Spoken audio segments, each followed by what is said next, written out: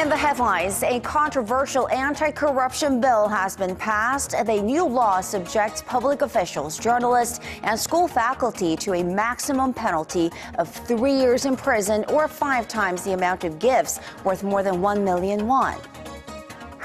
Koreans spend a record amount in overseas travel expenditure in January amid low oil prices and the weak yen. And China's key annual political meeting begins, and in focus is how much Beijing is committing to military spending.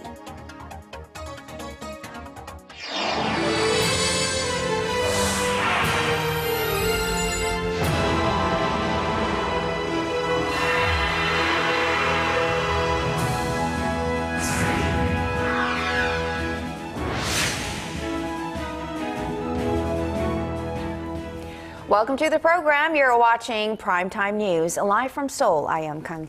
And I'm Sean Lim. Thanks so much for joining us tonight. We begin with a political breakthrough on the fight against corruption. Korea's two main rival parties have passed a comprehensive anti-corruption bill that targets gift-giving. And this new law is aimed at putting an end to the series of bribery scandals and to create a more transparent society. Our Kim Myung-gil has more. The ruling and opposition parties put the finishing touches on Korea's first-ever anti-corruption bill before passing it through a vote in the National Assembly. The passage of this anti-corruption bill will act as a cornerstone in making our society more transparent. Korea cannot become an advanced country if it keeps its rank as the 46th most corrupt country in the world. The law stipulates that public figures with influence like government officials, lawmakers, reporters, and the faculty of public and private schools who receive $900 or more in cash can be jailed for up to 3 years or fined by up to 5 times the bribe's value. But if the official reports a bribery attempt, they'll be exempt from punishment. The newly enacted law will have a 1.5-year grace period before taking effect, so the government has time to check whether the law may unfairly affect individuals. Pundits worry that the details of the law may be unconstitutional or may infringe on an individual's freedom and possibly destroy their family relationships. Public officials can also face punishment if their spouses receive money and don't report it to authorities. Critics say the law may even restrict social gatherings, such as golf rounds, dinners, and drinks at bars, which in the long run could shrink the domestic economy. The government expects some 3 million people will be subject to the new law and will serve to enhance public transparency. Kim Myung-gil, Arirang News. And the presidential office of Chery is among those welcoming this passage of this anti-corruption bill, saying it respects decision made by the ruling and opposition parties and that it hopes this new law will become the stepping stone in rooting out corruption in Korea. The top office also vowed follow-up measures to support the new law.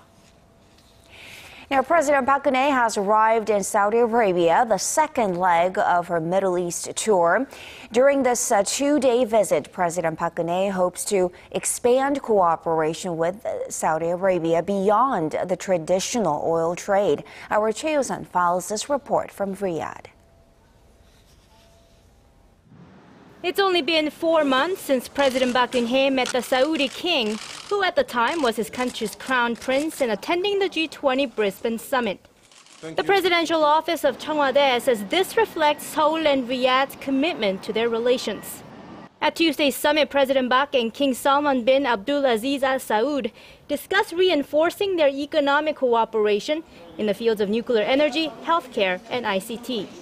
As a matter of fact, they're known to have talked about giving Korea a chance to export a small 100,000 kilowatt nuclear reactor to Saudi Arabia. That's about 1/10 the size of the more common type of reactor. Nicknamed SMART for its name System Integrated Modular Advanced Reactor, the multifunctional reactor can be used to generate electricity and desalinate seawater.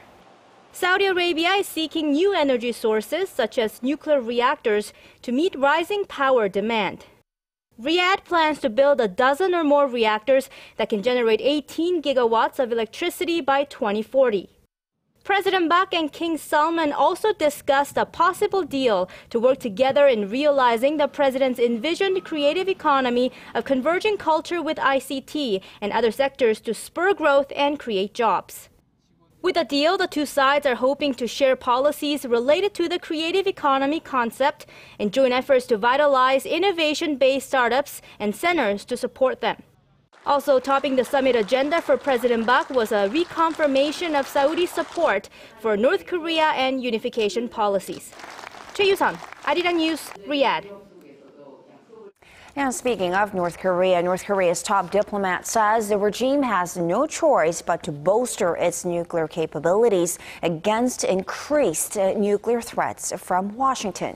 Speaking at the UN conference on disarmament in Geneva on Tuesday, Foreign Minister Lee Soo-yong condemned the annual South Korea-U.S. joint military drills as provocative in nature. He said there is a high possibility it could spark a war, echoing Pyongyang's long-standing view that these exercises are in preparation for such an event, and warned that the North is capable of preemptive strikes if necessary. And North Korea is reportedly ready to launch medium-range ballistic missiles on the heels of firing 2 short-range missiles into the East Sea earlier this week.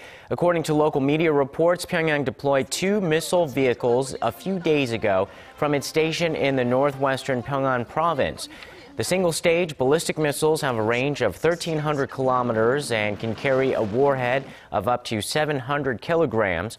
South Korean military officials say they are closely monitoring the North as the regime may carry out more provocations during South Korea's joint military exercises with the United States.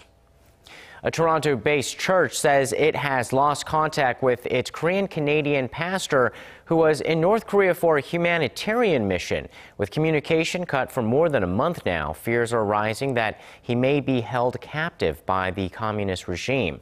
Hwang Sung-im has the details on the missing pastor. It wasn't his first visit to North Korea.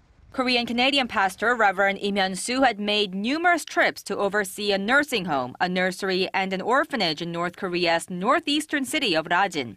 That's why his Toronto-based Light Korean Presbyterian Church wasn't initially worried when they lost contact with him. After last hearing from him on January 31st, the church expected him to be out of contact until February 4th. When Im didn't contact them, members of the church waited another 21 days to allow for a possible Ebola quarantine. North Korea's anti-Ebola measures require foreign visitors to be placed under quarantine for 3 weeks. Im had been involved in a variety of missionary projects in North Korea for more than 20 years. The Canadian government says consular officials are in contact with Im's family, but declined to comment on Im's situation. North Korea takes a hard line against religion of any sort, seeing it as a threat to the ruling Kim dynasty. While a UN report estimates up to 400,000 of North Korea's 24 million population are Christians, that number is impossible to verify because none of them can freely practice their religion. In 2007, a Korean-Canadian pastor was detained by North Korean authorities for worshipping in public. Hwang Sang-i, Arirang News. Following a huge backlash here in South Korea over comments made by senior U.S. official Wendy Sherman on regional historical tensions, Washington has tried to calm the waters. It says the statements in no way targeted any specific country. But watchers in Seoul say it may not be enough. Our Connie Kim has more. The United States government has moved to clarify recent controversial comments made by a senior U.S. official and reiterated that its stance on historical tensions in Northeast Asia remains the same. This comes a matter of days after U.S. Undersecretary of State Wendy Sherman said leaders should refrain from stirring up nationalist feelings or earning political points by disparaging a former enemy. Her remarks were seen as being directed at South Korea and China, who criticized Japan for denying its wartime atrocities, such as its sexual enslavement of women. And looking to diffuse the controversy, the U.S. State Department said Sherman's comments were not directed at a particular leader. The department's deputy spokesperson added that South Korea and Japan are Washington's most important U.S. allies in East Asia, and that constructive relations between them are helpful for peace and prosperity in the region. Obviously, our three countries share a lot in common, and in no way was she speaking about any one person or any one country. The State Department also told Seoul-based Yonhap News Agency that historical issues should be dealt with in a manner that promotes healing and reconciliation. It emphasized that Japan's past statements apologizing to the victims of its wartime aggression were an important chapter in improving relations with neighboring countries. Experts say the U.S. government wants Korea and Japan to get along better in the face of China's growing military presence in East Asia. Connie Kim, Arirang News.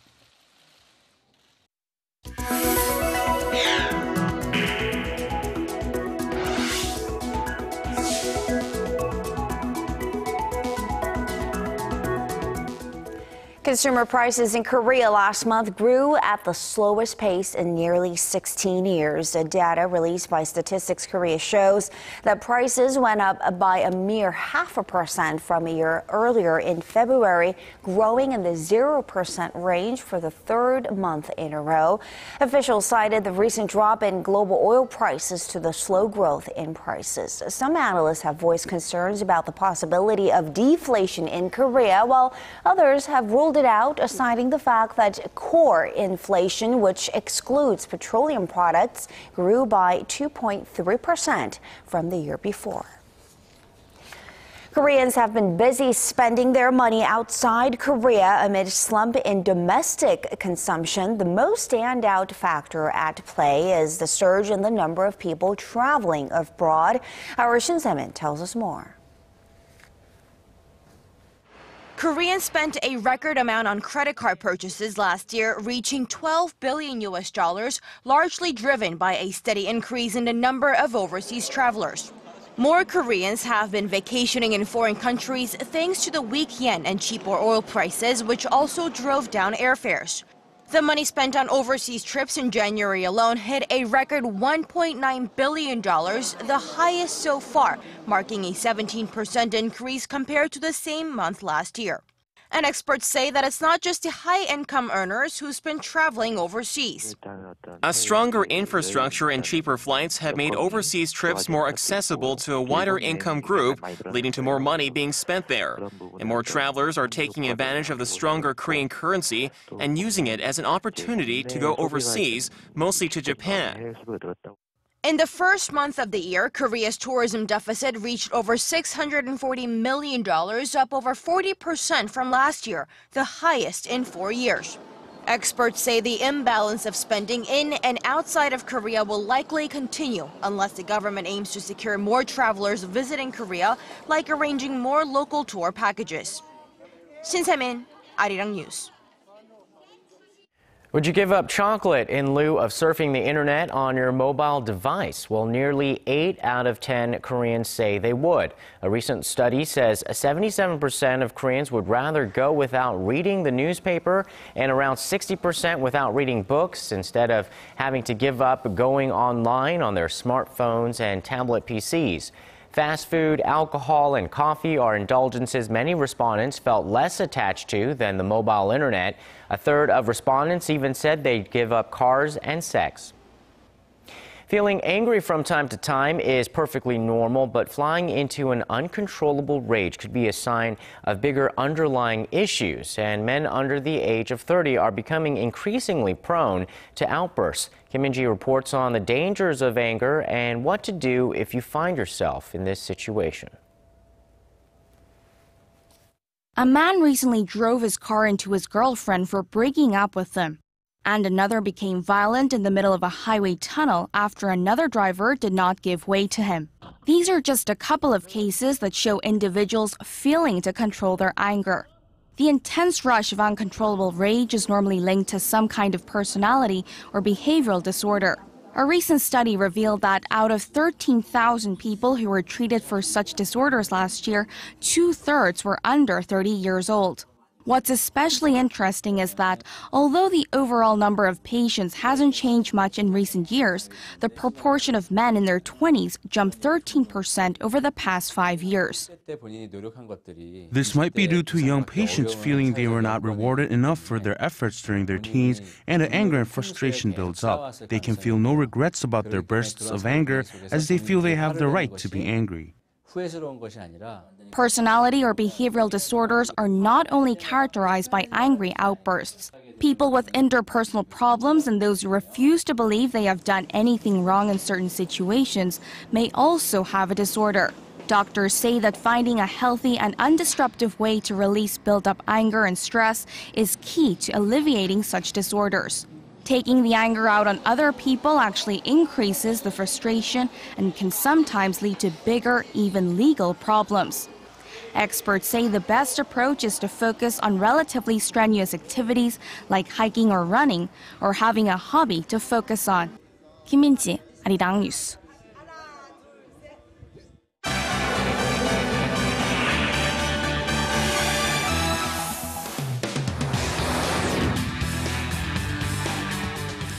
More than 2,000 top political advisors in China have gathered to kickstart the country's biggest political meeting. For more, we turn to Paul Yi at the News Center. Paul, this annual meeting is expected to set the tone for the National Congress later on Thursday. What else should we expect to come out of this venue? Well, the first of the two big sessions, the Chinese People's Political Consultative Conference, is underway in Beijing. It will cover many topics encompassing the full spectrum of Chinese society, but one of the main focal points will be the country's military spending plans. Arirang's Kwan Suwa has more. Chinese President Xi Jinping's vision for a stronger China includes building up its army.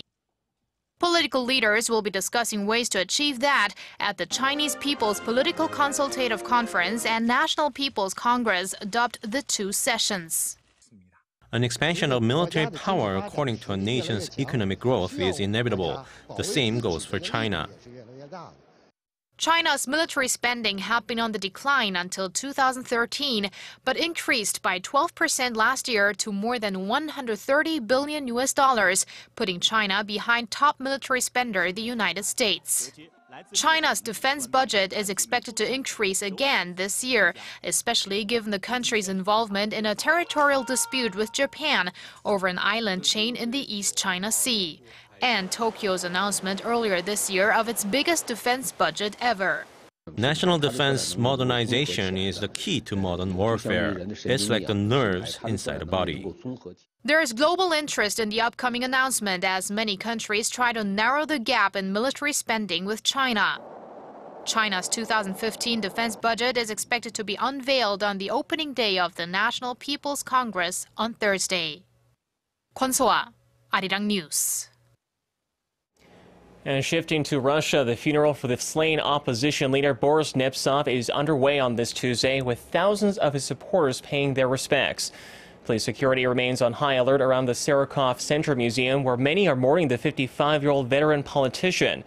His shocking murder has sent shockwaves across Russia, prompting condemnation at home and abroad. Many of Nemtsov's former colleagues said he was a victim of controversy. He explained, discovered the problems, gave arguments, and a lot of people didn't like him. He became an enemy because he spoke the truth, but many people don't want the truth. Who could have imagined just 3 days ago in Moscow, in 2015, an opposition leader having been killed ostentatiously? He was shot down in the center of Moscow. Nemtsov was shot 4 times in the back as he walked within sight of the Kremlin walls. In an interview just weeks before his assassination, the fierce critic of President Putin said he feared for his life. Russian investigators say they are still tracking down his killers. And turning to Europe, Russia and Ukraine have announced they've reached an agreement to keep running gas supplies to its European partners, but only to the end of the month. A deal was struck on Monday following intense talks in Brussels by Russian and Ukrainian energy officials. The two sides also agreed to resume negotiations over summer deliveries later this March before an EU finance package expires. This as Kiev casts doubt on whether its ceasefire with pro-Russian separatists will continue to hold in eastern Ukraine. And finally, the International Motor Show is about to kick off in Geneva, with the world's leading automakers set to unveil their latest models. The conversation at this year's event is dominated by reports that tech giant Apple is gearing up to introduce its own electric vehicle as early as 2020. In response, many car companies are hoping to meet the challenge with their own array of tech-savvy features. Volkswagen, BMW, and Audi are leading the pack with better smartphone integration and autonomous driving systems. But analysts say these cutting-edge trends may take many more years to adopt. When you see the likes of BMW doing significantly well, continuing to talk about hiring more workers, VW also doing relatively well. And I think you see those mid-market brands, the GMs and the Fiats and Peugeots, perhaps continuing to be under some degree of stress. The 85th International Motor Show in Geneva will officially kick off on Thursday. Around 130 new models and concept cars from 30 countries are expected to be unveiled during the 10-day event. And that wraps up our look at international stories for now. I'll see you back here tomorrow night.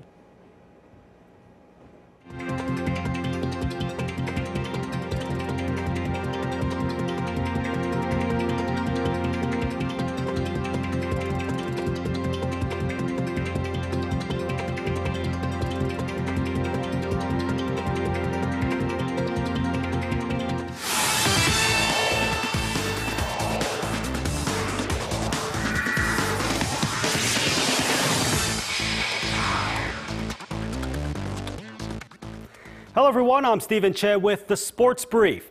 The European Judo Open came to a close with South Korea of all countries coming out at the top. Wang Gi-chun was a main contributor, earning the 81-kilo gold.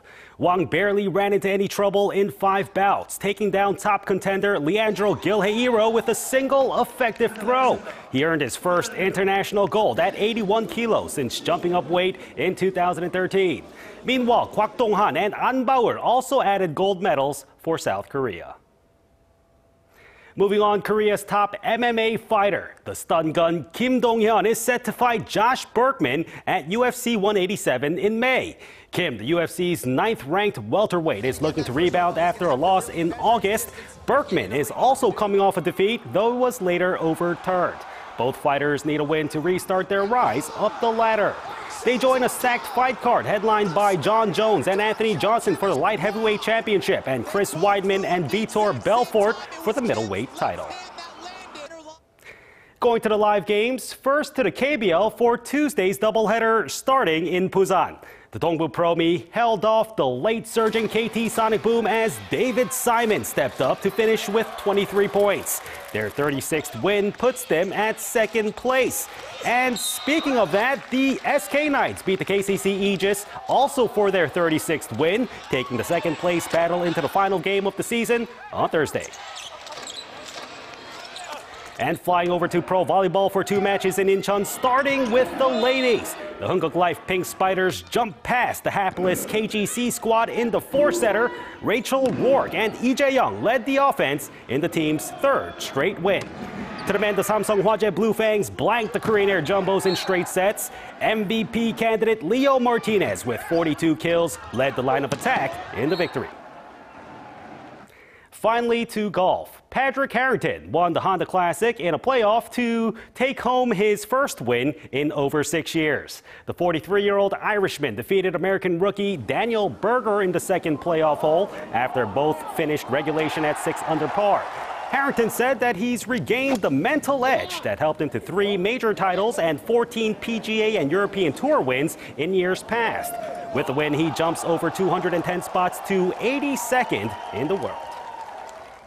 And that's all I have for now. Your weather's up next. Good night.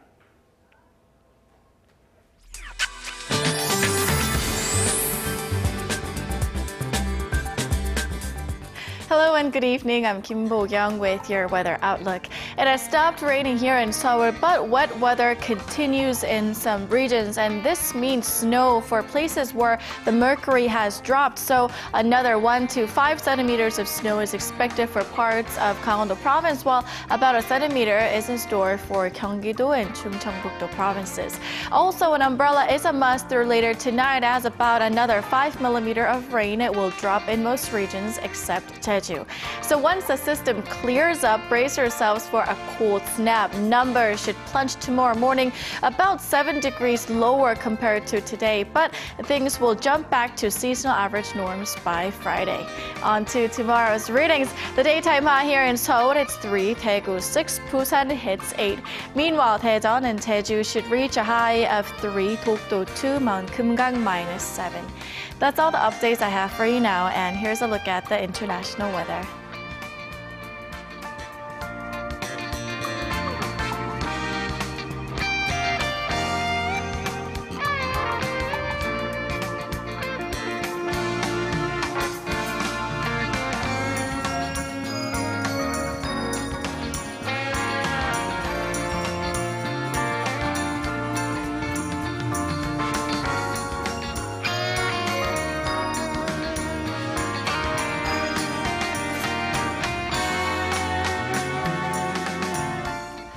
And that's primetime news for this Tuesday. Thanks for watching. I'm Kang, Chery. And I'm Sean Lim. Have a great night. We'll see you soon.